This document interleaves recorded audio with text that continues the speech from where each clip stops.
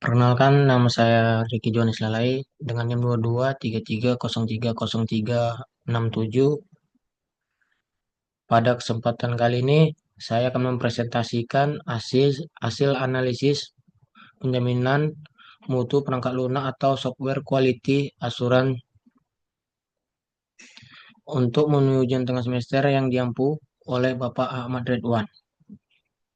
Untuk ujian ini saya memilih studi kasus 2, yaitu aplikasi pengolahan inventaris gudang. Aplikasi ini dikembangkan untuk perusahaan logistik guna monitor stok barang masuk, keluar, dan mutasi antar gudang. Secara real time, tantangan utama sistem ini adalah harus mampu menangani data dalam sejumlah besar yang memiliki kanalan tinggi. Berikut adalah dashboard analisis. Berikut adalah dashboard analisis kualitas yang telah saya susun.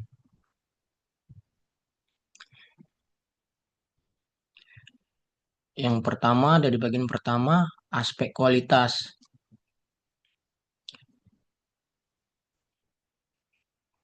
Berdasarkan karakteristik sistem gudang yang operasionalnya sangat padat, saya telah mengidentifikasi 3 aspek kualitas perangkat lunak paling kritis.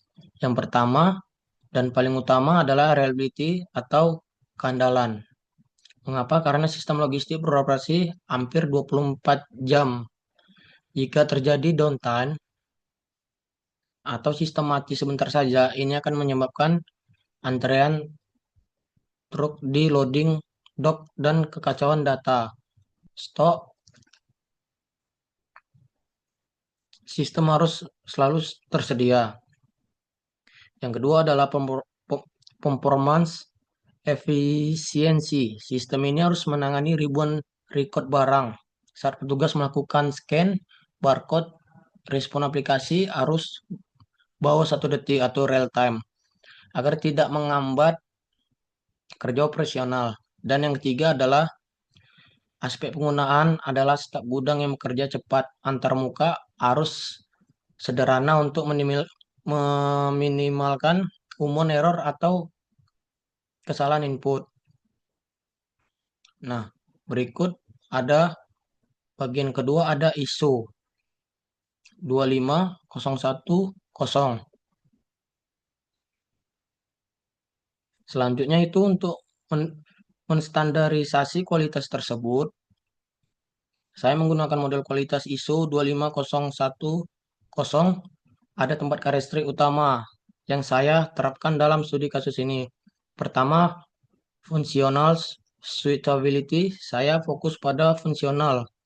Constraintness, perhitungan matematika stok seperti stok awal ditambah barang masuk dikurang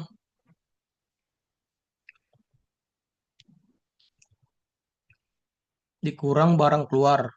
Harus 100% akurat, tidak boleh ada kesalahan pembulatan angka. Yang kedua, reliability pada subkarakteristik Affiliate, kami menerapkan strategi failover server agar sistem tetap jalan meski ada gangguan teknis.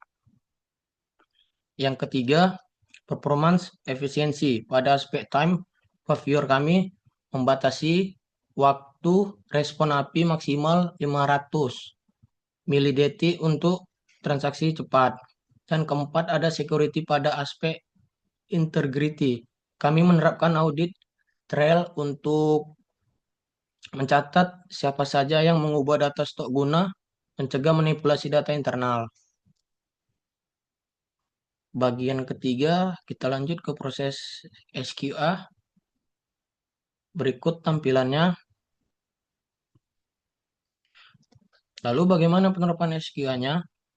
Saya mengintegrasikan proses penjaminan kualitas ke dalam setiap phase SDLC, mulai dari rekrutmen hingga deploy. Di tahap rekrutmen, aktivitas SQA adalah melakukan review dokumen untuk memastikan istilah bisnis seperti stok rusak atau stok hilang didefinisikan dengan jelas.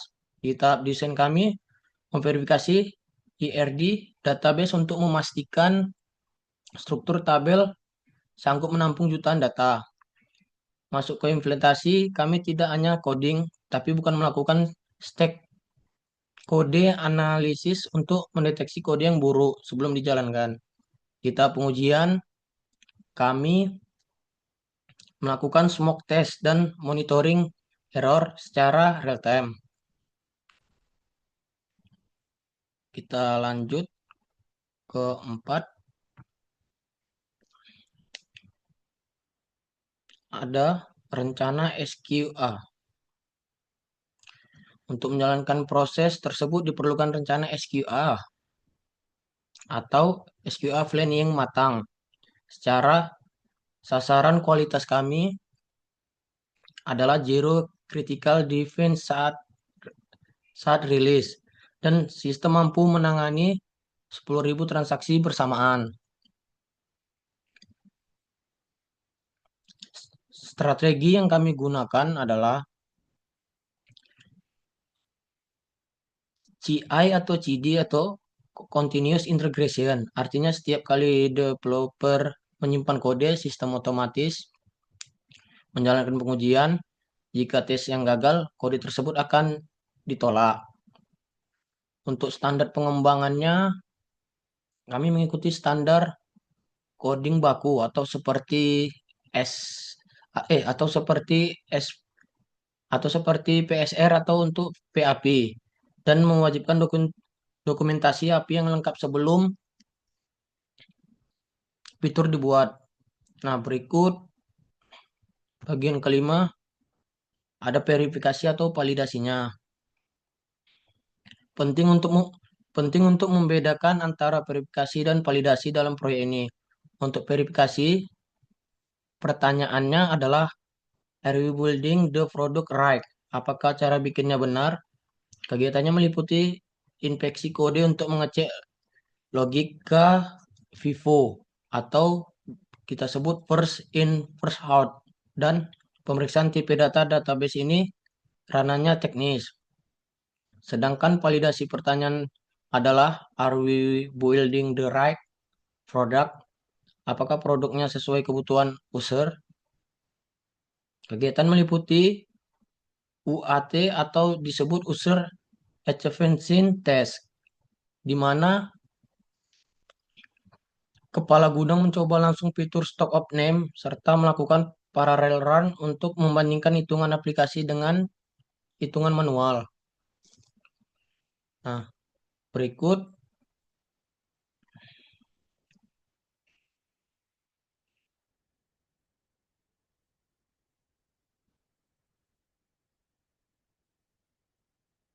kita lanjut ke berikutnya.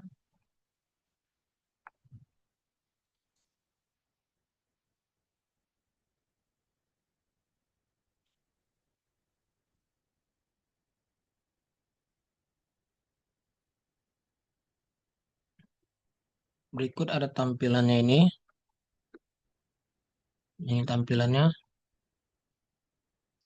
Berikut ada kita lanjut data dan metode uji. Terakhir, saya akan menjelaskan rancangan simulasi pengujian yang wajib dilakukan untuk menjamin kualitas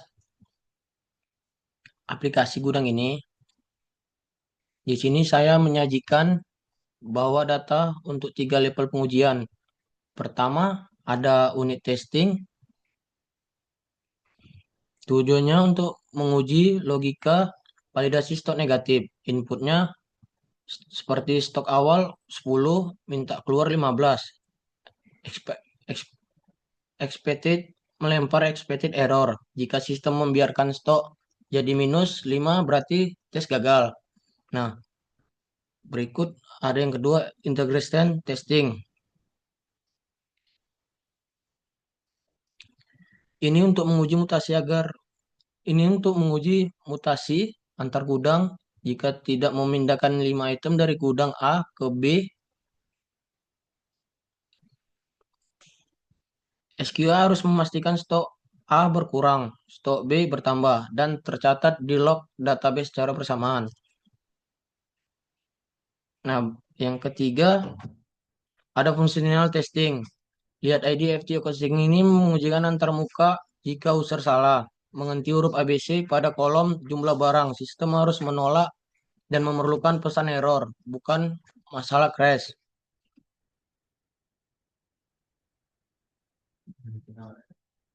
Semua pengujian ini dijalankan secara otomatis melalui pipa SEI atau SED, seperti yang terlihat pada diagram alur di bawah ini, dari unit tes hingga deploy. Demikian penjelasan mengenai analisis SQA, perencanaan hingga simulasi pengujian ini untuk aplikasi inventaris gudang. Analisis ini bertujuan memastikan aplikasi yang dibangun tidak hanya berfungsi, tetapi juga andal, cepat, dan aman untuk bisnis logistik. Mohon maaf apabila ada kekurangan dan penyampaian. Terima kasih.